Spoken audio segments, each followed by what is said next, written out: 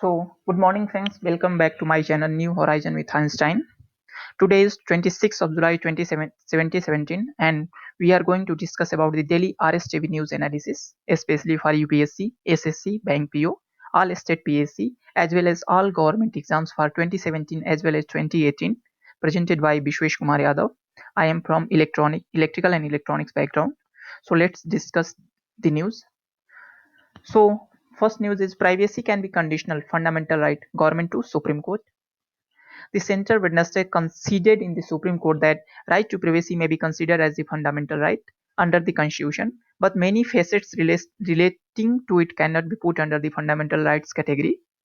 The contentious issue as to whether right to privacy was fundamental right or not was referred to a larger bench in 2015 after the center had underlined the issue of two judgments delivered in the 1950 as well as 1962 by the apex court that had held it was not a fundamental right. Right to privacy could be a fundamental right, but it could not be absolute. Attorney General K.K. Venugopal submitted before a nine-judge constitution bench headed by Chief Justice J.S. Khair. So there may be fundamental right to privacy, and it has to be qualified right since it covers diverse aspects of and subspecies of right to liberty. Every aspect or subspecies cannot qualify to be a fundamental right. Right to privacy cannot be one homogeneous right. It's not absolute and is rather qualified to be elevated to the level of fundamental right. Privacy will be one, a species which comes under the right to liberty. The center assertion came when the bench posed a pointed query to the Attorney General as to what was the stand of the government on the question whether the right to privacy was fundamental right or not. So let's move on the next news. Opposition grossly misusing adjournment notice Jetli. So, leader of House in Rajyasabha Arun Jaitley said that Rule 267 or the adjournment notice in the House were being grossly misused for publicity. So, the opposition created ruckus to protest against Jaitley comments and the House had to be adjourned thrice.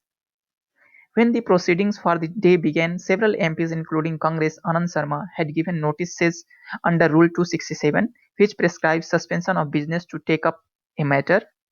So let's move on the next news. Prime Minister hails Nitish's resignation, say it's fight against terrorism.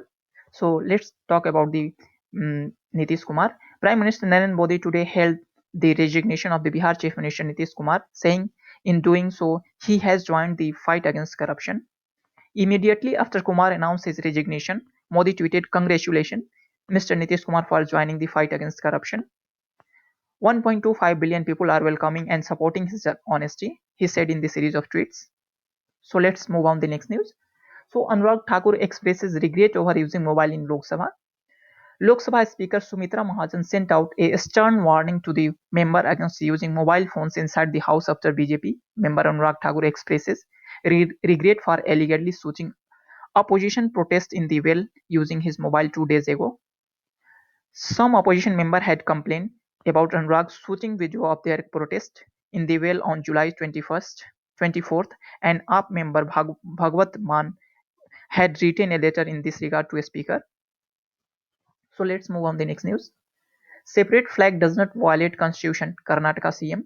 As we know, day after the controversy on the separate flag from the Karnataka state, in a candid interview to Rajyasabha TV, Chief Minister Karnataka State Siddharamaiah said that having a separate flag does not violate the constitution and neither does it affect the unity and integrity of the nation.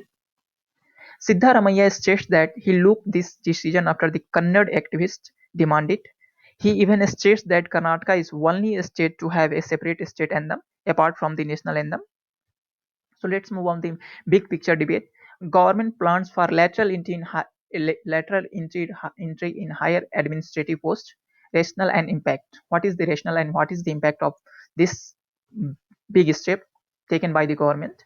So after independence, there were concern about the need for socio-economic development, the demand of central planning, and need for holding the nation together.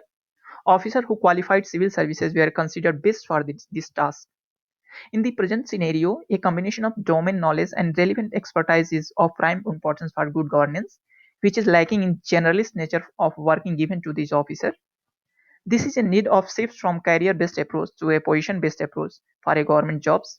People like Vijay Kelkar, Dr. Manmohan Singh, and Montek Singh Ahluwalia were lateral entrants who did great work in their respective fields. So let's move on the next. However, lateral entry will address the shortfall in numbers of competent officers and will be much more targeted oriented. Large scale lateral entry would be also lead to a vote of non-confidence in the government personnel management system. It is not clear yet how lateral interns would be more performance oriented and less process compliant than the civil services, considering that process compliance is the main requirement. This idea might also increase the gap in policy making and implementation. The best talent can be retained only if there is reasonable assurance of reaching top level managerial position. So let's move on the conclusion. The idea of lateral entry is not a new, as it has been recommended by the Second Administrative Reform Commission and high-level committees appointed by the different governments. The initiative should be welcomed and continue as good and bad experiences are there from both the people in a private sector as well as in the government. So thank you so much. Please subscribe my channel and post your queries in comment section below. Thanks so much.